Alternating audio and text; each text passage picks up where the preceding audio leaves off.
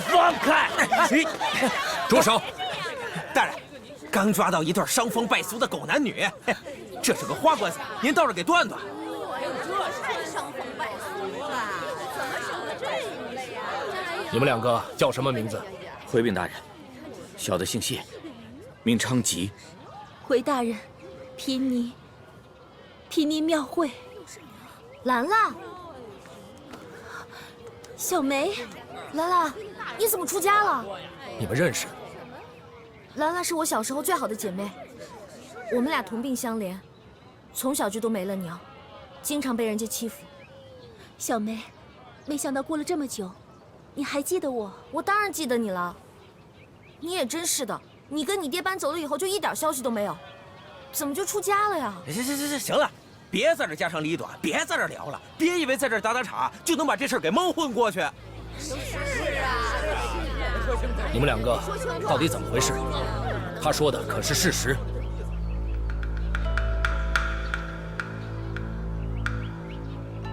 好吧，既然你们不说话，那就跟我回县衙，把事情弄清楚再说。哦，对呀，郑大人说的对。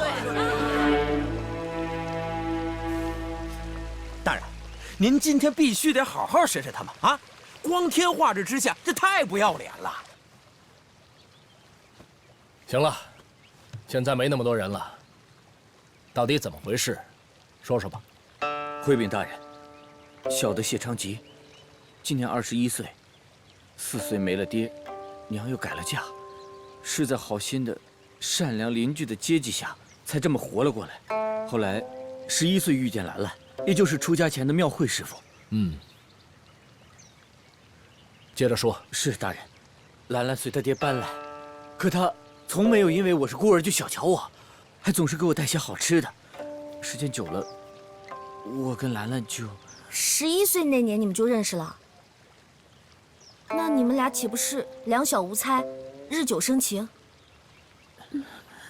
这如今兰兰怎么出家了呢？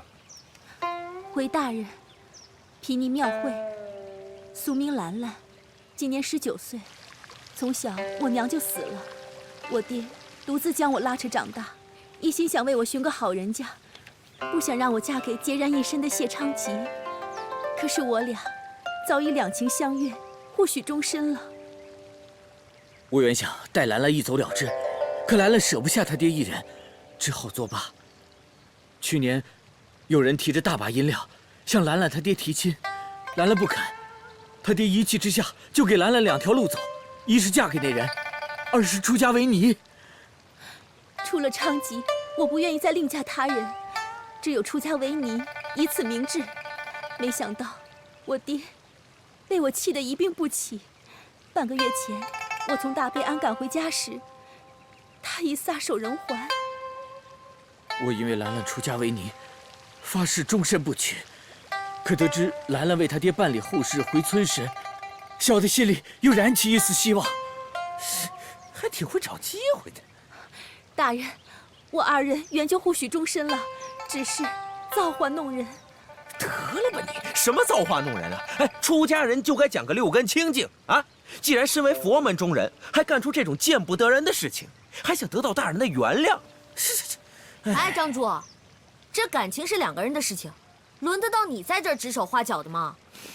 大人在这坐着，还什么话都没说呢，你就把嘴闭上吧。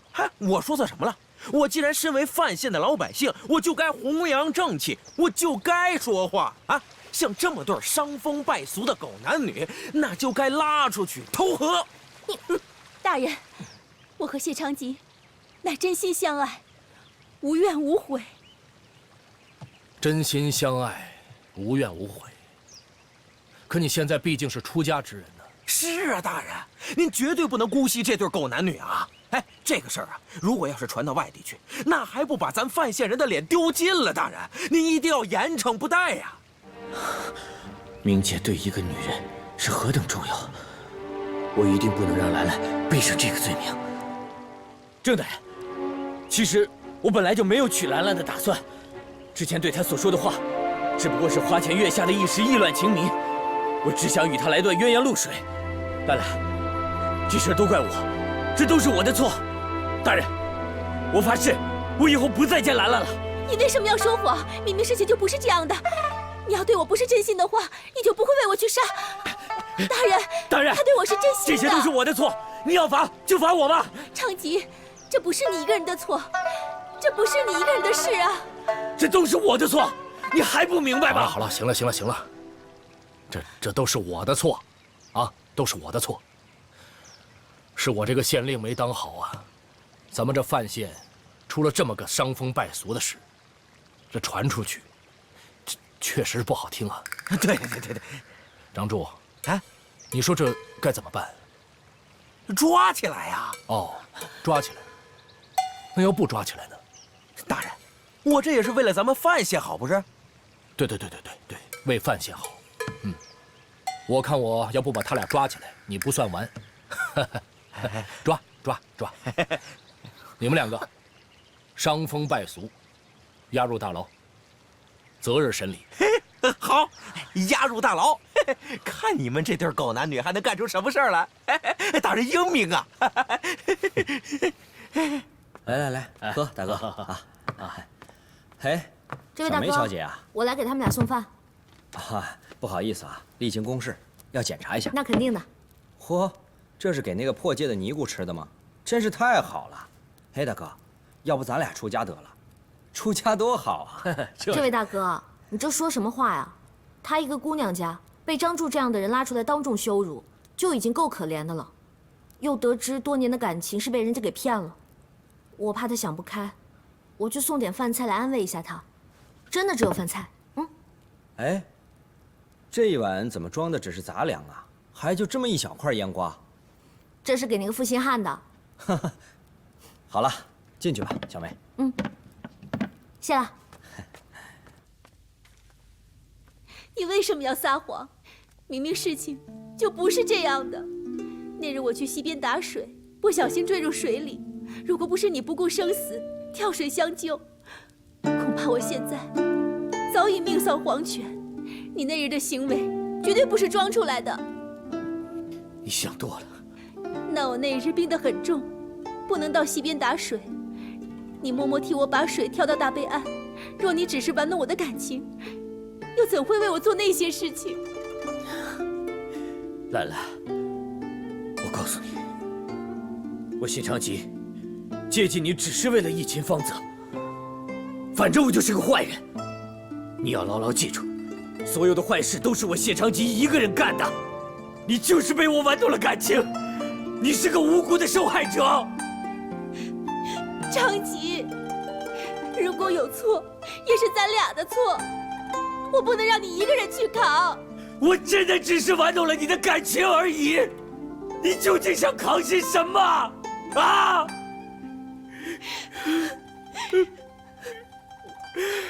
如果你对我的感情不是真的，那你又怎会为我去杀了那个人？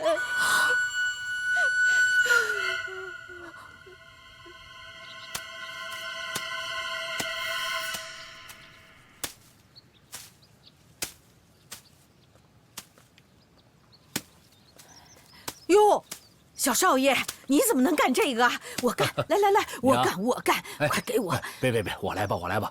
哎呀，您看看，这菜长得多好啊！好，再过2天啊，咱们就能吃上新鲜菜了。那是。哎，娘，上集市上买什么好吃的了？买了好多肉水果，我都买回来了。哎呦，真开心呢，今天。有什么开心事啊？又买着便宜货了？不是。我跟咱乡亲们聊天去了，我就问他们呐，你说现在衙门里的官差怎么样啊？凶不凶啊？对你们怎么样啊？你猜他们说什么？怎么说？他们说我们都忘了以前的苦日子啦。什么苦日子？是啊，我也这么问呐，什么苦日子啊？他们说以前的官差呀，他们下乡的时候啊，杀猪宰羊招待还不行。交了税银还要零花钱，如果你不听他的，他们就随便给你定个罪名，关进大牢里。现在的官可太好了，百姓们都忘了以前的苦日子了。他们说有你这样的官啊，他们特别的踏实，特别的开心。瞧您，老王卖瓜，自卖自夸。大人，小梅啊，那个案子没有那么简单。我刚才听到了一件很重要的事情。什么重要的事？兰兰说，谢昌吉为她杀了一个人。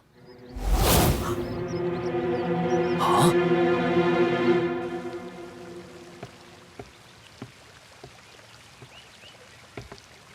参见大人。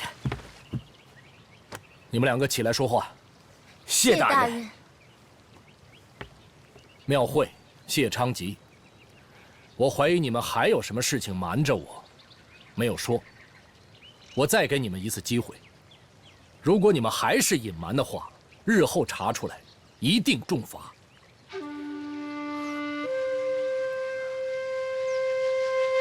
大人问话，还不快回答！大人，我们的确有事情相瞒。我父亲没过世多久，有个叫马坤的流氓，趁我在溪边打水的时候，要轻薄我。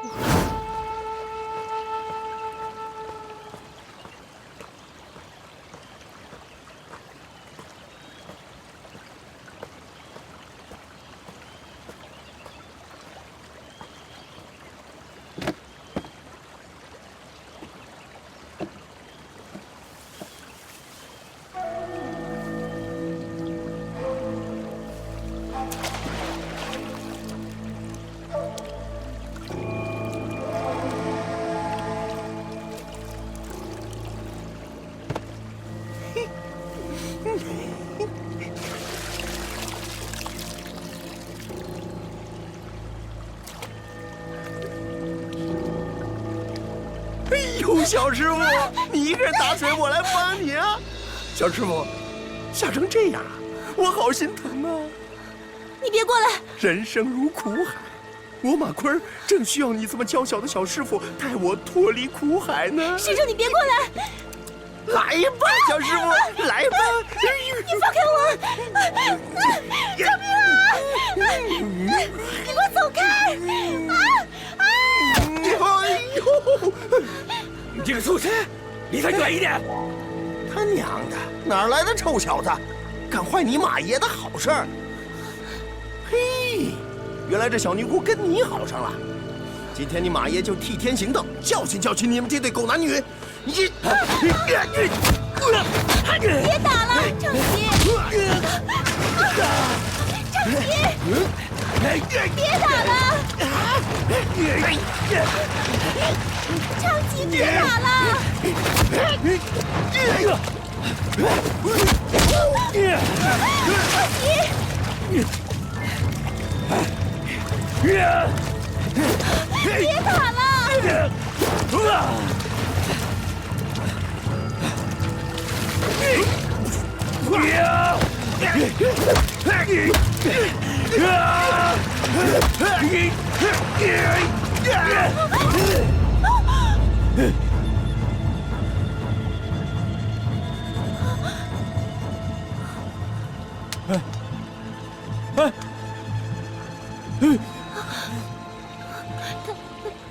他死了吗？他死了。死了？那怎么办啊？要不趁现在把他给埋了吧。埋了。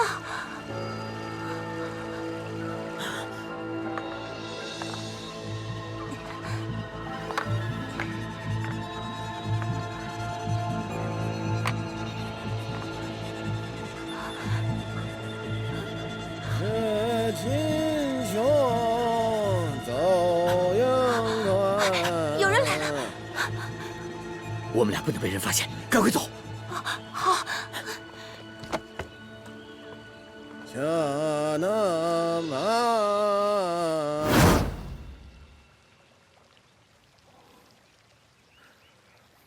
放心吧，这件事情我一定认真彻查。来福，在。通知姚三，把马坤的尸首找来。是，大人。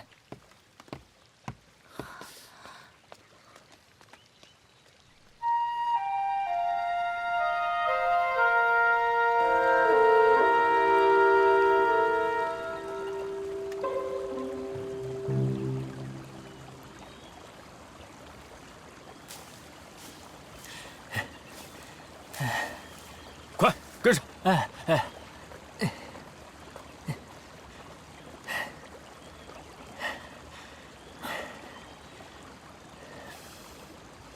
这应该就是谢长吉说的地方。来人，在清理石块。是，清理石块。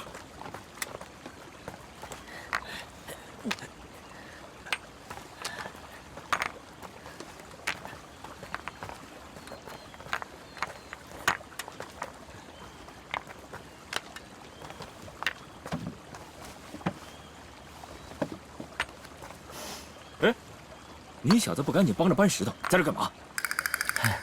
头儿，这苦力活儿老是我来，吴良芳什么忙都没帮过。那吴良芳要在老爷身边做记录，换你行吗？哎呀，那陈轩也能帮忙吧？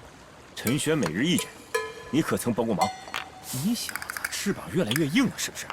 学会跟我讨价还价，一会儿验尸体我就让你来做。啊？啊什么？还不赶紧的！来福兄，您多多受累。哎呀，我搬。哎呀，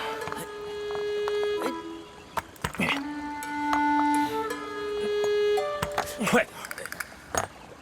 你就把这石头当成你的馒头吧。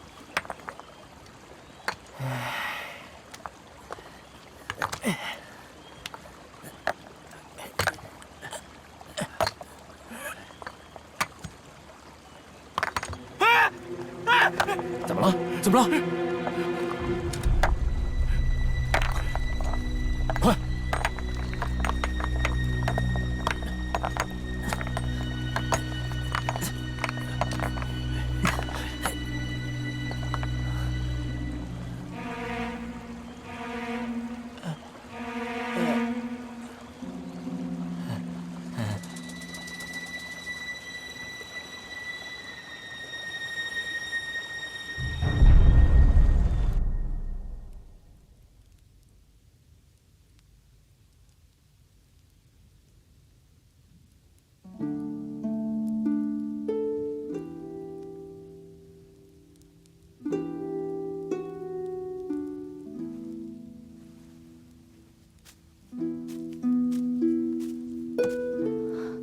昌吉，昌吉，你怕死吗？杀人偿命，我已做好准备。只是，你又何苦呢？若非是我，你怎么会犯下这杀人的死罪？该杀则杀，死而无憾。我愿意与你共赴黄泉。为了一个无赖，赔上咱俩的性命，你觉得这样做值吗？那日，你在很多人面前故作薄情，把所有的罪都揽在自己身上，你以为我不知道吗？我告诉你，你趁早断了这个念头，我绝不会让你一个人承担这一切。你遭死罪，我也绝不独留世间。你太傻了，昌吉，昌吉，昌吉，昌吉！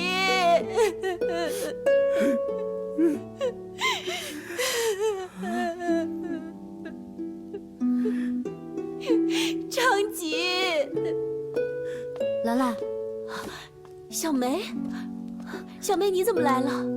这个地方太冷了，我送了2件大氅来，给你们俩御御寒。刚才你们2个人说的话，我都听到了。真的没想到，都大难临头了，你们还能为彼此这么着想。兰兰，你这次真的是找对人了，我为你开心啊！你们2个这么好，真的很让人羡慕。小梅，随遇而安吧。虽然我不知道你和范子阳之间发生了什么事，可倘若范子阳不是你想要找的那个人，我相信菩萨一定会为你安排那个执子之手、与子偕老的人到你身边的。这个道理，也是我再次遇上他才领悟到的。会有的，我相信会有的。兰兰，你说那个东西，要不要给小梅姑娘看看？怎么了？连杀人都承认了，还有什么不能说的吗？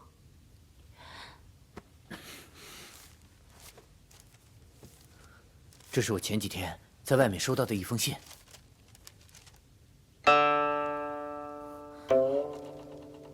你杀人这件事情，难道还有别人知道吗？这封信也太奇怪了，就这么几个字，他为什么不写呢？为什么一定要贴上去呢？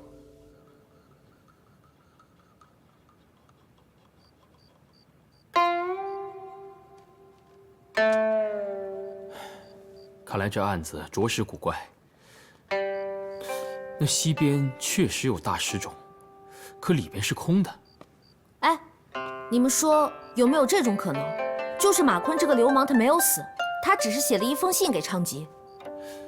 这也难说，兴许那马坤真的死了，却被人移走了尸首，而此人正是有意对谢昌吉和庙会故弄玄虚。但这个人会是谁呢？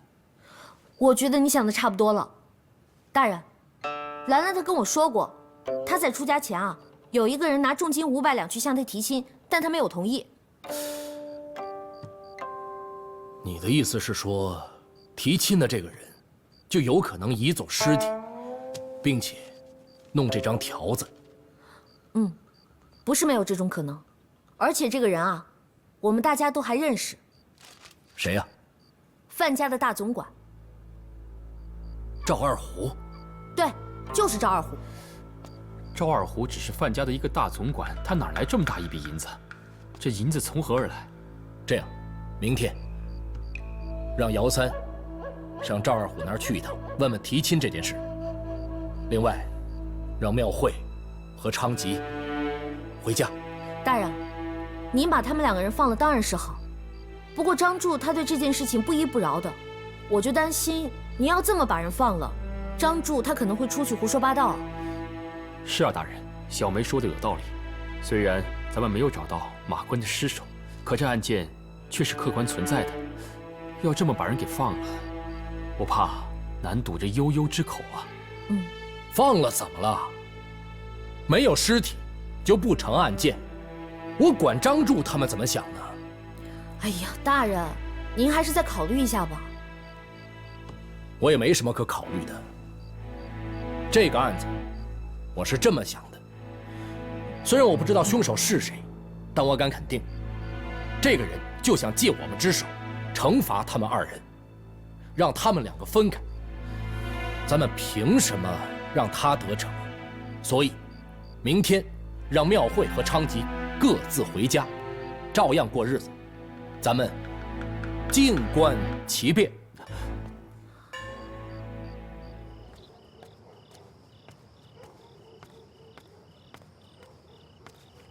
赵大人吩咐已经跟河道署交涉过了，近日将送来10部铁扫帚。哎，你们聊什么呢？什么铁扫帚啊？既然是河道署发放的，当然是治理河里的淤沙啊。小梅啊，你知道这康熙元年，有一个治理河道的官员叫靳辅，他发明一种东西，铁扫帚。这个东西绑在船后面，船在前面走，扫帚就把船底的这些泥沙给掀起来，顺着水流冲入大海里，高明吧？哦，原来是这样啊！那他这个人也太聪明了吧，想出这么好的办法。哎，等这个扫帚到了，别忘了叫上我，我也想长长见识。小梅姑娘，这治沙工程浩大，到时候啊，你想不看都难呐。大人，您还有什么吩咐？没什么事了，辛苦，回去休息吧。好，告辞。河道物料明细，哇，大人，您这儿这么多名册，全部都是治水用的？那这个治水应该是个大工程，看起来还挺不简单的。哎，会则不难，难则不会。对于有些脑子不灵光的人来说吧，它就不简单。是，这些活啊，你要让我干，我肯定弄不好。万一我在中间弄错一个小数目，那可就闯大祸了。嘿嘿，你说这话还是蛮有自知之明的。但是如果我认真起来的话，我细心点儿，这些个活儿，我应该也能干。没错，你认真起来是真认真。我可真见识过了。前2天闹失恋是吧？那哭的那叫认真呐，那闹的那叫认真呐，惊天动地呀！好家伙，你可别再认真了。好了，大人，你就别再揭我的伤疤，哪壶不开提哪壶了。小梅啊，自从我们相识，你就跟这个范公子，你们2个人一波三折的，怎么样？现在总算有点结果了吧？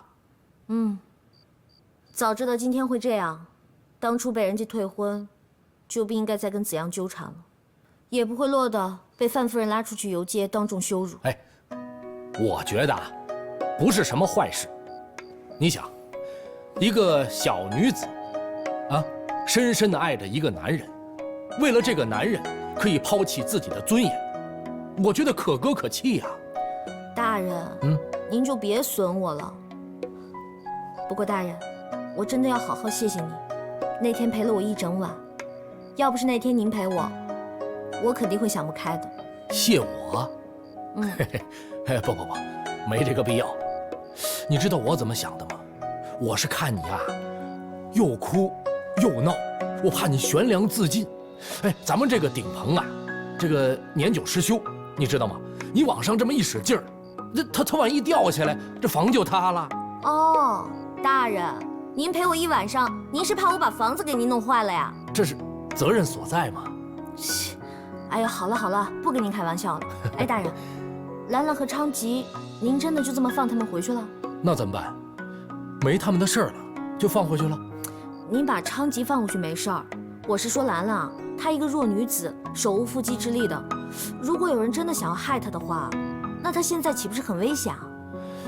我现在就等着想害她这个人出现。你放心吧，我既然敢把他们放回去，我一切都安排好了。哦，大人，您要引蛇出洞。哎，大人，您给我讲讲，您准备怎么引蛇出洞啊？不是，小梅啊，这太晚了，先回去休息吧。啊，我不困啊，大人，您给我讲讲，我听听。不，你还是回去休息吧，改天再讲，好吗？哎呀，大人，您放心吧，我没事儿，我真的不困。我困呐。哎呀，您再坚持一会儿嘛，您要不跟我说明白，我今天晚上就睡不着了。对，好。说。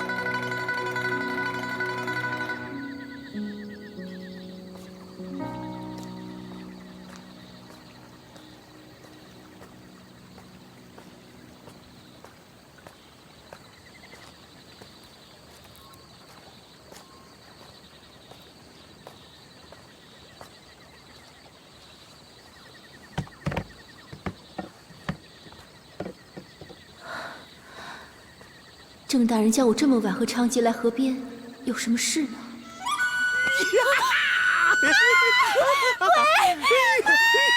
没想到是你马爷我吧？你马爷没有死，我告诉你，你马爷福大命大，有个路过的樵夫把你马爷给救了，才没被那些石块给压死。这次我来就是要把这笔血债讨回来。救命啊！救命啊！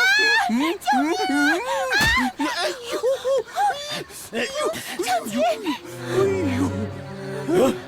是你这个畜生，你居然没死！你赶紧离开，否则我就……否则怎么样？否则还像上次一样杀了你马爷？你小子有这个能耐吗？你这对狗男女，简直就是玷污佛门！你休得胡言！我今天就是活剩这条命，也绝不让你伤害庙会一根汗毛。那你就别要这条命了！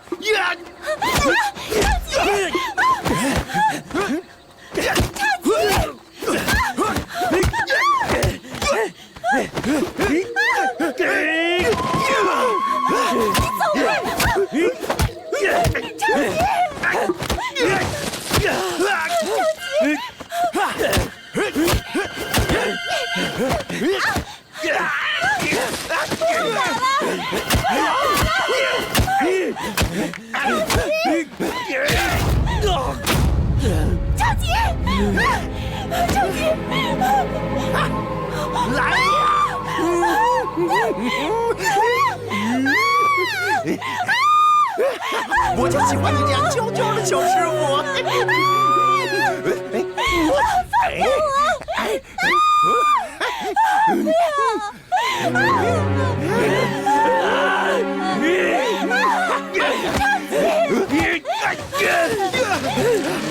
这个畜生！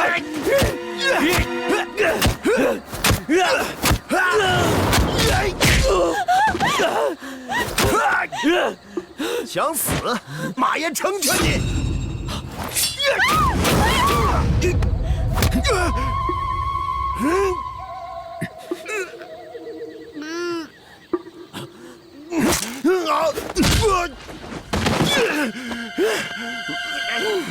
马坤，你个无耻败类，看我姚三今天怎么收拾你！别以为你是官差，你马爷就怕你！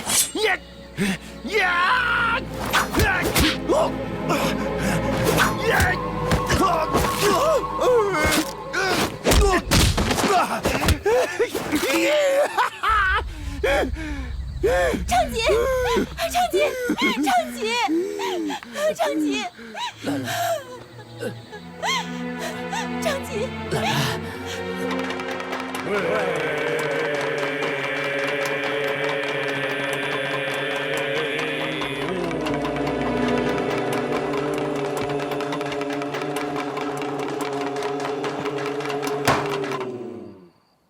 刁民马坤，你调戏妇女，鱼肉乡民，罪不可赦，你可知罪？大人，小的冤枉啊！是他之前差点打死小的，小的咽不下这口气，才以牙还牙罢了。你调戏妇女，欲行不轨，本该受打。既然没死，就应该就此罢手，为何再次作案？大人，你有所不知啊，当时我确实差一点就一命呜呼了。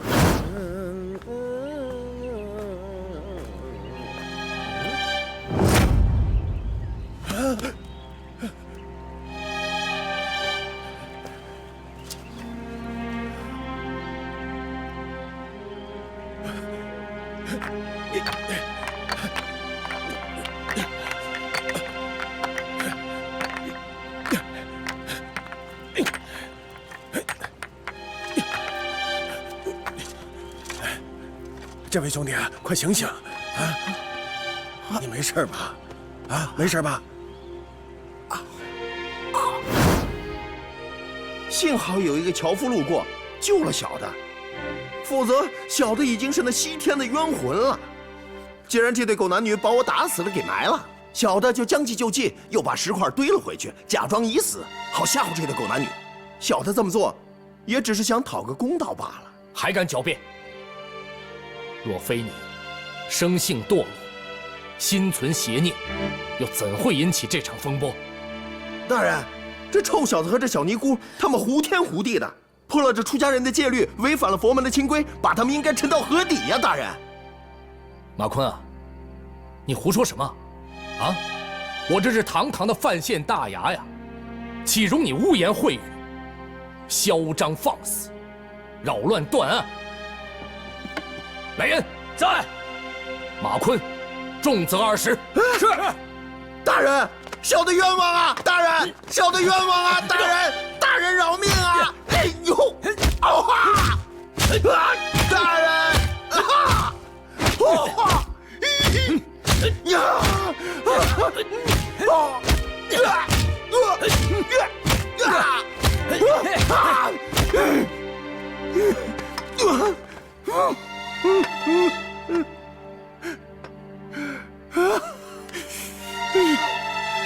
大人，你断案不公，小的不服。哼，我怎么断案不公了？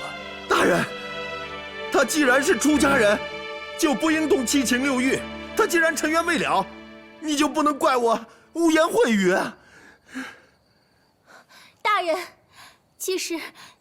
你是假尼姑，我说的没错吧？假尼姑，大人，你不会是想偏袒他们，就在这儿瞎说一气吧？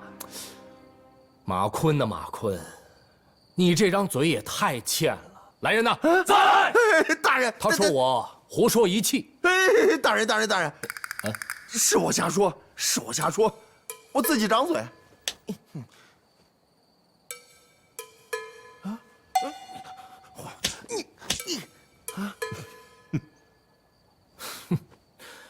我这案子还没审完呢，你怎么说我断案不公呢？今天我就让你心服口服。来人呐，在。带大悲庵住持圣元法师。是。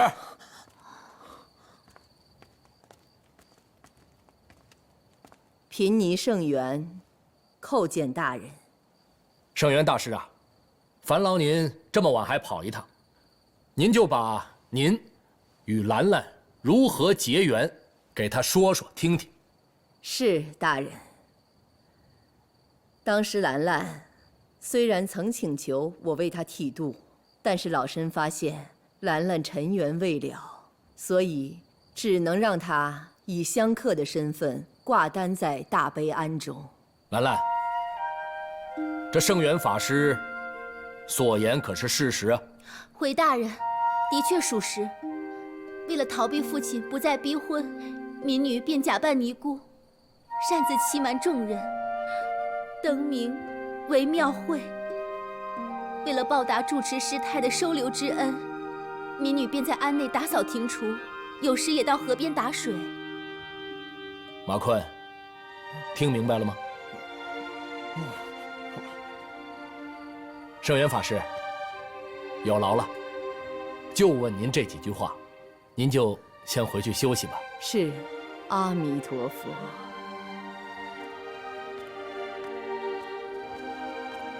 为了他们俩的事儿，我跟吴典史还亲自去了一趟谢昌吉所住的村庄，是吧，吴典史？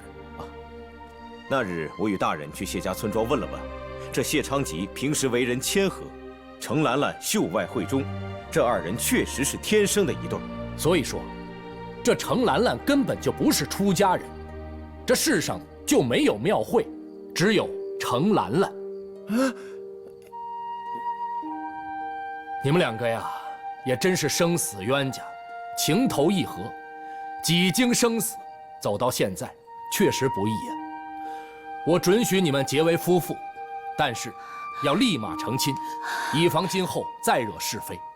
你们可愿意？谢大人，大人，多谢大人。大人，谢昌吉啊，你也别高兴得太早。我还给你算了一本账。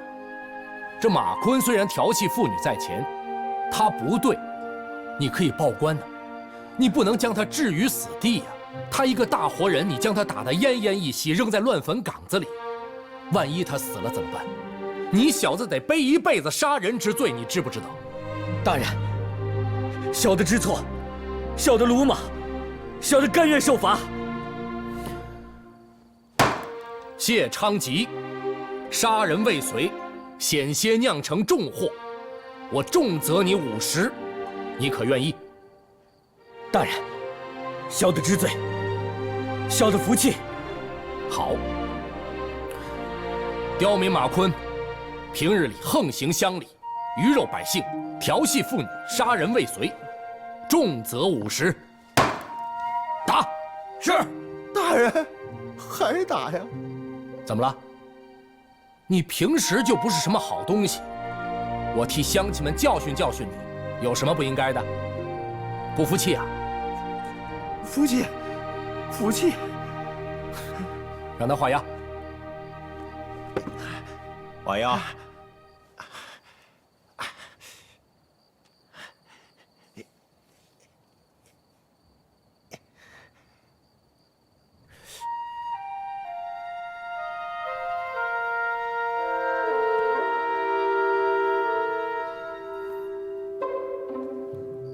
马坤不识字，那这封恐吓昌吉的信就不可能是马坤写的。我怀疑马坤背后一定有人指使，否则他不敢轻薄庙会。可是马坤这小子肉烂嘴不烂，非说是自己干的，没人指使。哦，对了，以前兰兰跟我说过，赵二虎曾经跟他提亲，他没有答应。会不会是他啊？哎，二爷，郑板桥不光是把那人给放了，还命他们当场结为夫妻，远走高飞，离在这儿范县远远的。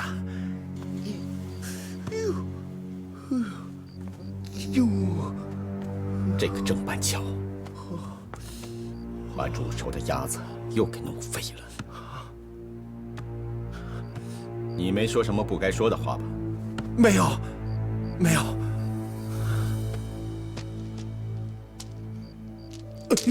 拿着银子给我滚，滚得越远越好。是，谢谢二爷。哎呀，轻点，轻点，轻点！哎呀，你给我出来！哎呦，慢点，慢点啊！爹呀，你不是答应我不赌了吗？我的响银都给你还赌债了，我1两银子都没有。你怎么的？啊，我还给你借高利贷去。我这是小赌2把，不碍事的。还不碍事？我腰牌都给你压在里面了，我怎么跟我们郑大人交代呀？你真是我亲爹呀！哎呦，这不是5点使吗？哎呀，这么巧在这儿碰上你了。这是老爷子吧？啊，赵管家，你好，你好。这怎么着？我听你们俩说，腰牌压进去了，不是什么大事。50两银子，把腰牌赎回来吧。拿着呀。看你，来，老爷子，来，赶紧把腰牌啊赎回来吧。谢谢。哎，这算什么呀？这区50两银子，算个屁呀！来，兄弟，只要你帮我办一件小事，我保证，你家老爷子的赌债全包我身上，而且我保证，他以后永不再赌。什么事？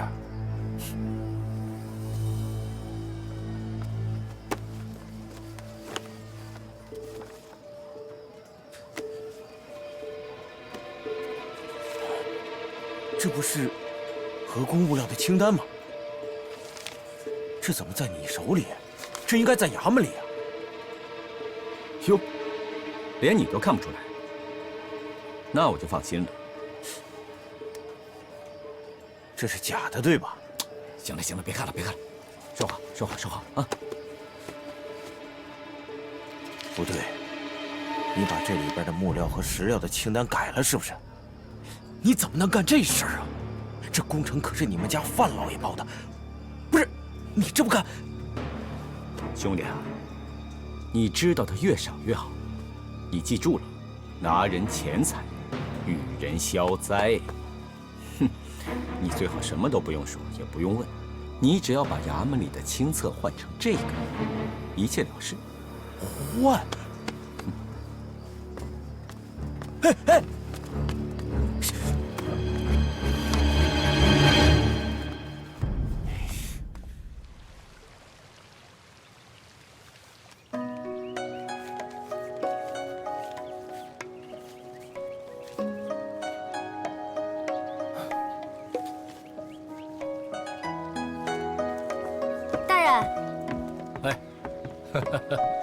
来了，多谢大人成全，这份恩德，昌吉与兰兰将永远铭记在心。瞧你们说的，我能够成全你们一段姻缘啊，我心里也很高兴啊。我2人今日来是特意向大人您道谢的。好啊，那就祝你们白头偕老。我呀，写了一首诗。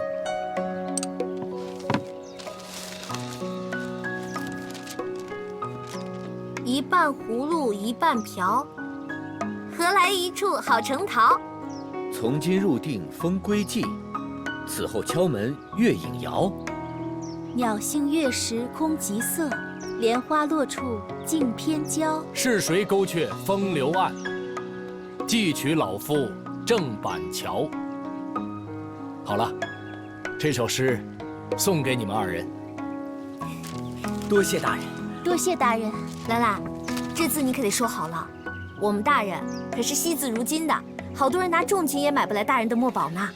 你们2个人啊，一定要好好过日子，这样才不辜负大人对你们的美意。多谢大人成全。谢昌吉啊，以后可不能再一时冲动了啊，听见没有？好了，祝2位百年好合。多谢大人。哎呦，别打了！都是没人打来，给我打！孙队长，住手！住手！爹，你们还有没有王法了？我告诉你们，他是衙门典史，打死我，你们谁也跑不了。衙门典史，告诉你，县太爷来了也没用。你爹倒是阔气，兜里没几两银子，出手倒挺大方。我爹欠你们多少银子，我还就是了。不多不少，这个数。1两银子，1两银子你们就1两，100两啊，100两。爹呀，你刚刚拿走50两，你现在又欠下了100两，你到底想要干什么呀你？爹是错了，可以，眼前得想办法呀。找赵总管去，他是一个好人。爹呀，你这是就是赵二虎陷害设计你的，我已经受了牵连，我现在都自身难保了，怎么可能再去找他？可你不去找他，他把爹往死路上逼呀！求你了，找他去吧。你怎么还不明白呀？赵二虎根本就不是好人。哎，你们爷俩要紧的是先把银子还上。我不管你找2虎借、3虎借，总之没有100两，谁也救不了你爹。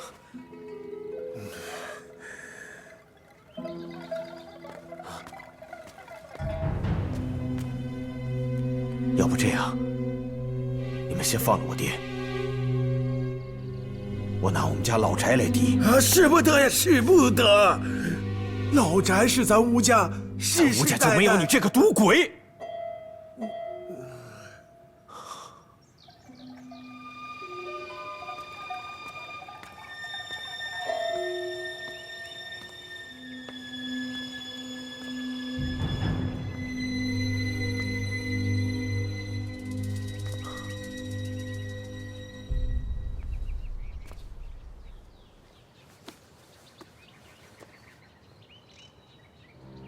只要你帮我办一件小事，你家老爷子的赌债都包在我身上，而且我保证，他以后永不再赌。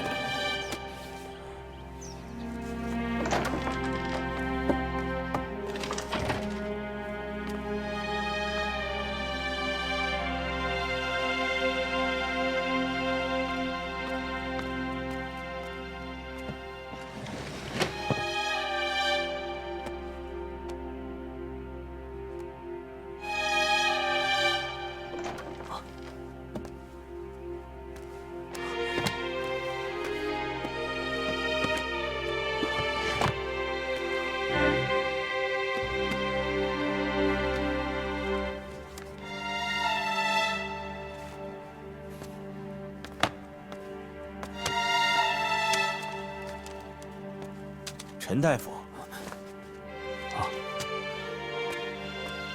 吴典史，你怎么在这儿啊？这儿可不是随随便便就能来的。我来这儿查一下过往的案卷，已经跟郑大人报备过了。吴典史来这儿也是有事。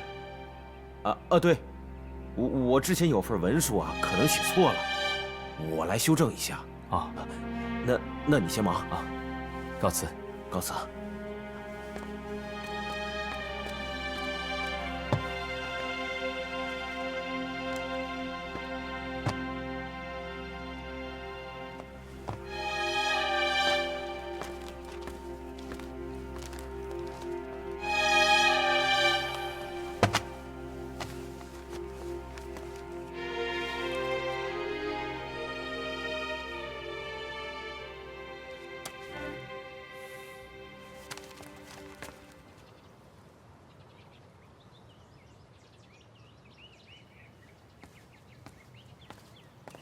老爷，事儿办成了。你看，这是从无良芳那儿拿的青册正本。好，烧了它。老爷，这本青册当中，我们动了手脚，这当中的利润相当可观，再加上那堆发霉的物料，根本不需要花银子。这笔银子，我们足足可以买下半个范县。到时候我范半城就不是半城了，我叫范全城。老爷，把它烧了。烧。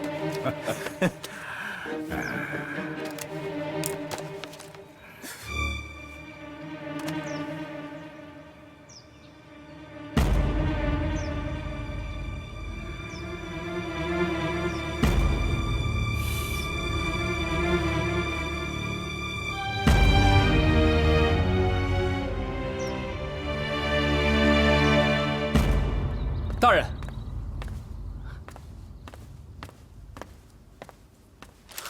陈轩，你这么匆匆而来，是不是找到了你父亲被害的线索？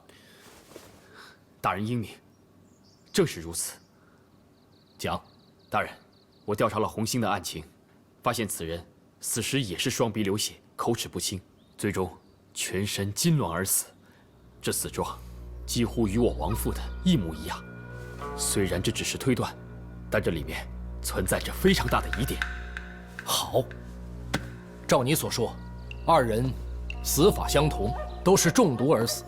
那么所用的毒药可否一样？是的，大人。从药理的方面来看，这种可能性极大。症状如此相似，极有可能是服用了相同的药物，所以才会造成一模一样的死状。否则，天底下有那么多的死法，怎会如此巧合？可是，是什么样的毒药，让人不知不觉地将其服下呢？这个我还不得而知，还需要一段时间调查。好，陈轩呐，这事儿你继续查，仔细查，但是记住，不要打草惊蛇。是，大人。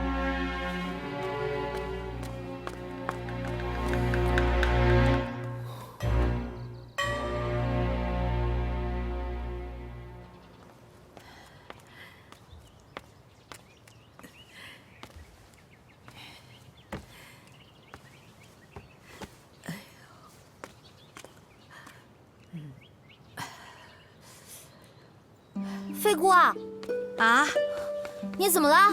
没事儿，老毛病又犯了，腿疼。腿疼你还往外跑？你看这花好看吗？飞姑啊，这些花都是你采的？嗯，真好看，可不可以送给我啊？我要用它供菩萨的。我求菩萨保佑咱们的地方工程顺利完成，让菩萨保佑咱们的黄河别再泛洪。还有啊，要求菩萨给你早日找一个如意的郎君。飞姑啊，早日找到如意郎君这事儿啊，您就不用替我去求菩萨了。我饶小梅现在是知道了，靠谁啊都不如靠自己。哎呦，这人呐可不能老哦。飞姑，你慢点。快坐。飞姑啊，你这腿老这么疼，可不是个事儿啊。我那儿有一包万能药，听说可以包治百病，我现在去给你拿来。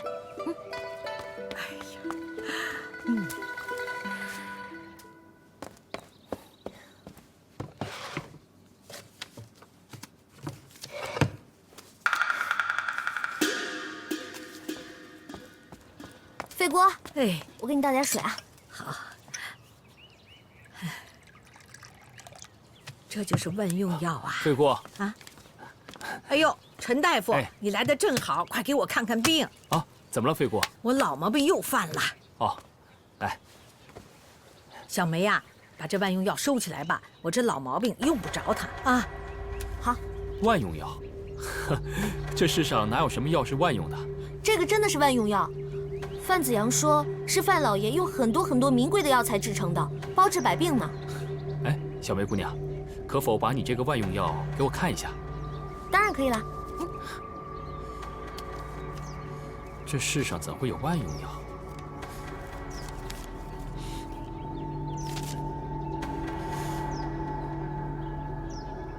啊，小梅姑娘，这药的味道浓烈，可不可以让我带回家中好好的研究一下？嗯，可以啊。好，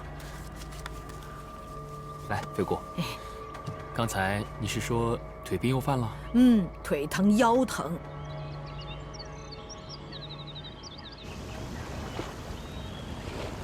梁芳，来，大人，来，您带我来这儿干嘛呀？看黄河呀！你看这黄河，波涛汹涌，犹如万马奔腾一般。这黄河咱不是经常能看吗？不光让你看黄河，还要看看咱们新修的大堤呀！雄伟、壮观，这下啊，咱们心里就踏实了。梁芳，咱们终于给范县百姓做了一件大事儿，大好事儿啊！哎，这下黄河汛期到来，范县的百姓就可以高枕无忧了。好啊！这清测一事，还是得禀告大人呢。大人，我有件事想跟您说。说。我怎么了，梁芳？什么事吞吞吐吐的？我……哎呀，说呀！老爷，慢点。哎呦，范老爷，郑大人，今天天气很好，看来你的心情也很好啊。我当然心情好了，我是特意到这儿来看咱们修的大堤。我想，您也是来看大堤的吧？是。您看看多壮观呢！这天清气朗，看黄河奔流，看大堤雄伟，何尝不是一件快事啊？郑大人好。哎呦，赵总管。哟，5点使啊，你好。哎，对了，令尊最近怎么样？他可好？挺好的。劳你费心了。好就好，咱们都这么熟了，万一有点什么事，我们也担心呢。你父亲怎么了？没事，挺好的。郑大人啊，我忘了恭喜你了。恭喜我！这修筑堤坝的工程有你在这主持，工程进展得很顺利呀，可谓是一帆风顺呐。哪里，我哪会修堤坝呀？这修堤坝之事啊，那全仗着河道建功，功劳都是人家的，我们只是辅助而已。你太客气了，范县有你这样的父母官，在这鼎力相助，这河坝才修得如此坚固，还怕什么河患呢？这是咱们范县百姓的福气呀！这里面还有您范老爷捐的5000两银子呢。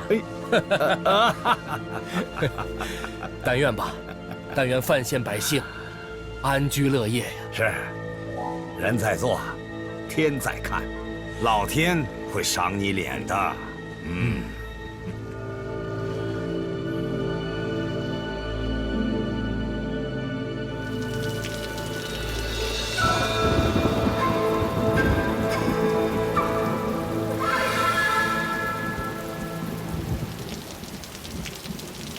飞姑啊，现在只要受灾百姓，一到咱们麦秆膳房，肯定保证每个人都有一碗热粥喝，还都能换上干净的衣服。只是留在膳房的衙役们笨手笨脚的，也不知道他们能不能把灾民们照顾好。只要他们用心，就一定能行。不过话又说回来，大人这次重建麦秆膳房，还真是有先见之明。他把膳房建在了高的地方，要不然啊，这次受灾的百姓连个躲的地方都没有。可不是吗？可这雨越下越大了，也不知道小少爷他们怎么样了。他呀，现在肯定自己淋得湿湿的，在那儿组织百姓撤离呢。飞姑啊，你说这雨什么时候才能停啊？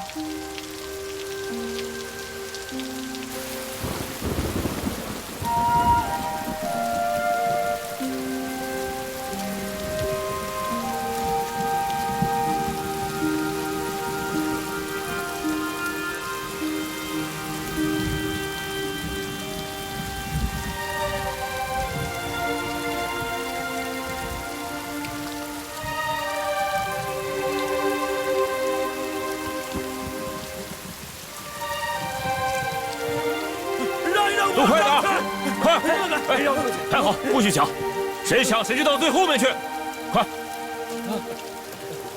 都快点！大人，大人呐，这个河堤都修好了，咱们还要搬到哪儿去啊？哎呀，这不怕一万就怕万一，咱们谁也不想发生意外，是不是？快跟上，跟上！哎，来，跟上啊！大人，没事吧，大人？我没事，没事，走。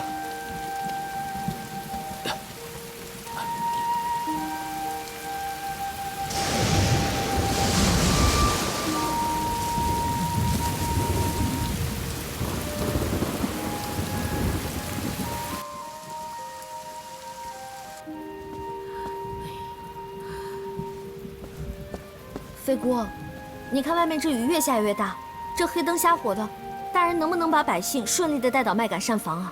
是啊，你这么一说，我就更着急了。衣服带的也不够，咱们得给他们送点衣服去。咱们去准备吧。好。大人，大人，慢一点，慢一点啊！慢点，大人，来，你慢一点。小少爷回来了。大人，小少爷腿怎么了？大人的脚崴了，并无大碍，休息一下就好了。那百姓都在哪儿？放心吧，随行的衙役已经把百姓带去麦秆膳房了。娘，没事了，别担心了啊。你们饿了吧？咱给他们下碗面去。哦，好。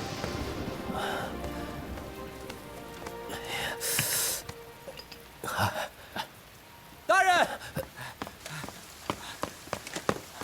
大人，西河段安然无恙。好，好，辛苦了，叫弟兄们盯紧了。好。来，大人，先把帽子摘了。